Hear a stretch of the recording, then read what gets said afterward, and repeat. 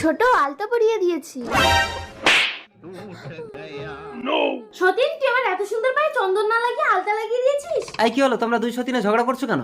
স্বামী দেখো না, ছোট মেরে আমার দাঁত ভেঙে দিয়েছে। বেশ করেছে, ও তোমার থেকে বেশি সুন্দর বলে তুমি ওর উপরে হিংসা করো। এই নাও হাগলাসি, তোমার জন্য দামি দামি কোম্পানির লিপস্টিক, আইলাইনার, শ্যাডো, পাউডার এনেছি। আর এই নাও, তুমি এই বাজারগুলো নিয়ে গিয়ে ভালো করে রান্না করো, যাও।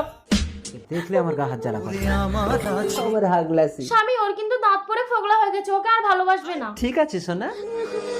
কি হলো বড় বউ, তোমার এখনো রান্না হয়নি? চলো আমি করছি, তুমি গিয়ে ছোট বউয়ের কাপড় ছায়াগুলো ধুয়ে দাও। ঠিক আছে, যাচ্ছি।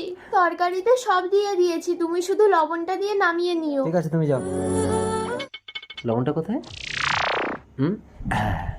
দেখি এবার চেখে দেখি। বাহ, দারুণ স্বাদ হয়েছে। এইবার বড় বউ, তরকারিতে এক গাদা লবণ ঢেলে দিয়ে তোকে আমি স্বামীর হাতে মার খাওয়াবো। ও হাগলাসি, আজ রান্নাটা যা হয়েছে না।